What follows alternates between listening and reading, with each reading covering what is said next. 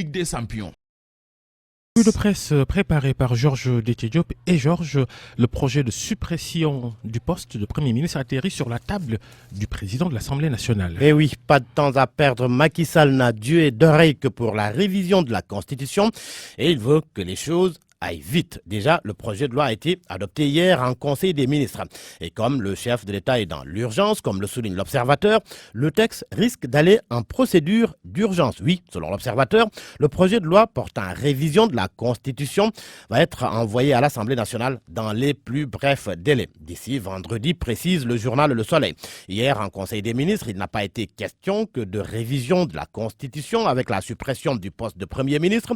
Le quotidien, comme la plupart des journaux, informe que le chef de l'État a demandé au ministre des Affaires étrangères de confectionner de nouveaux documents de voyage, de nouveaux passeports diplomatiques.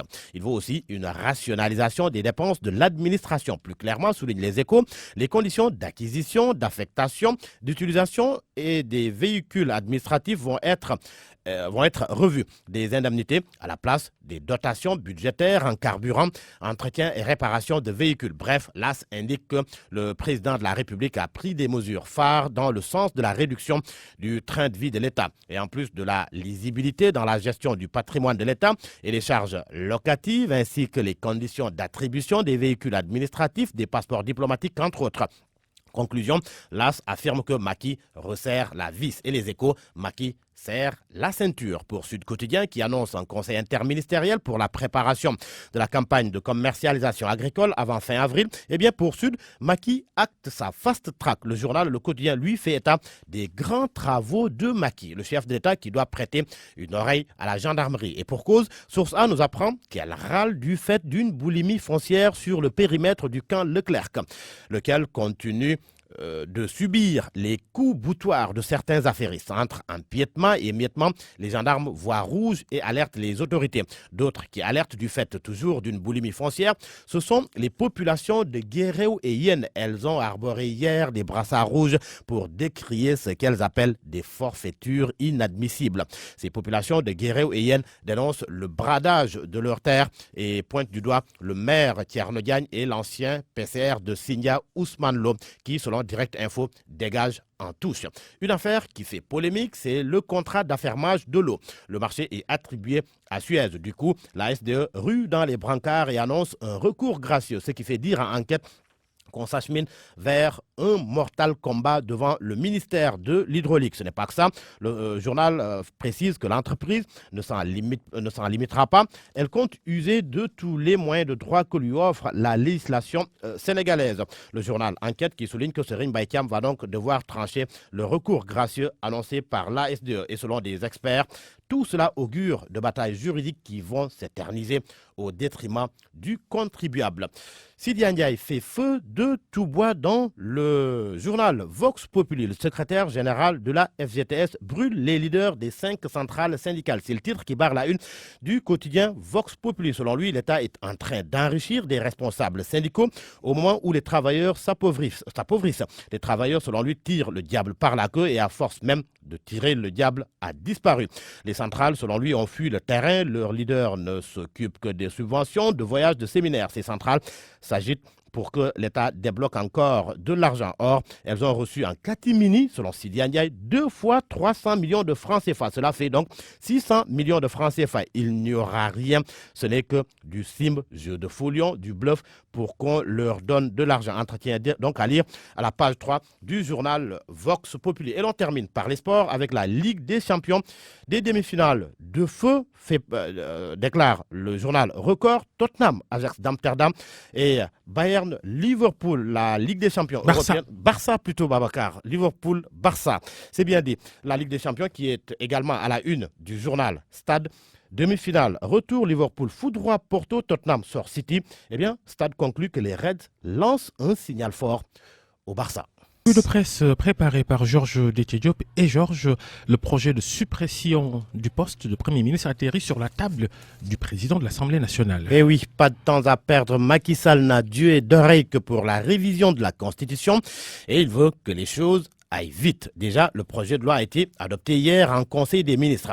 Et comme le chef de l'État est dans l'urgence, comme le souligne l'Observateur, le texte risque d'aller en procédure d'urgence. Oui, selon l'Observateur, le projet de loi portant révision de la Constitution va être envoyé à l'Assemblée nationale dans les plus brefs délais. D'ici vendredi, précise le journal Le Soleil.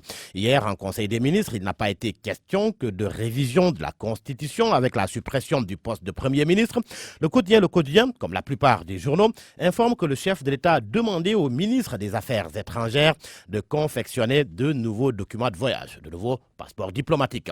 Il vaut aussi une rationalisation des dépenses de l'administration. Plus clairement, souligne les Échos, les conditions d'acquisition, d'affectation, d'utilisation et des véhicules administratifs vont être revues. Des indemnités à la place des dotations budgétaires en carburant, entretien et réparation de véhicules. Bref, l'AS indique que le président de la République a pris des mesures phares dans le sens de la réduction du train de vie de l'État. Et en plus de la lisibilité dans la gestion du patrimoine de l'État et les charges locatives ainsi que les conditions d'attribution des véhicules administratifs, des passeports diplomatiques, entre autres.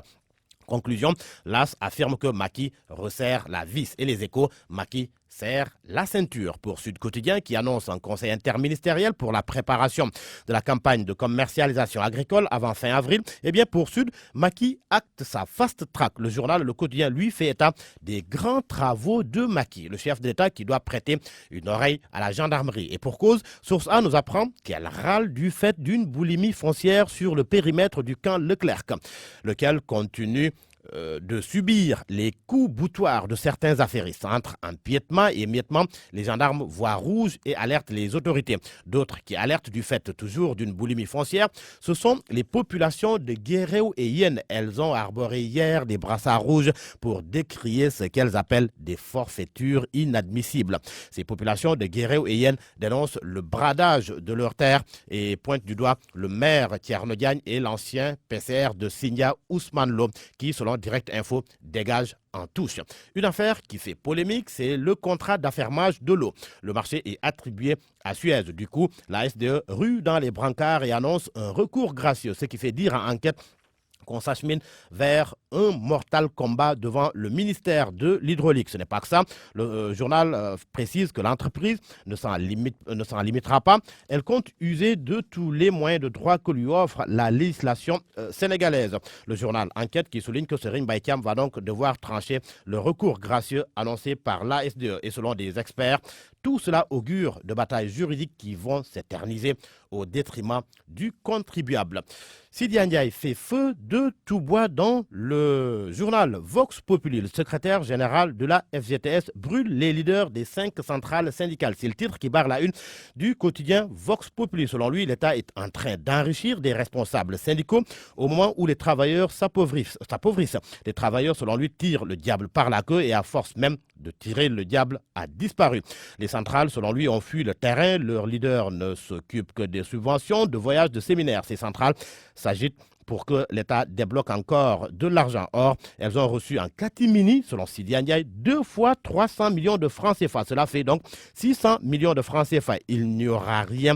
Ce n'est que du sim, jeu de folion, du bluff pour qu'on leur donne de l'argent. Entretien donc à lire à la page 3 du journal Vox Populi. Et l'on termine par les sports avec la Ligue des champions.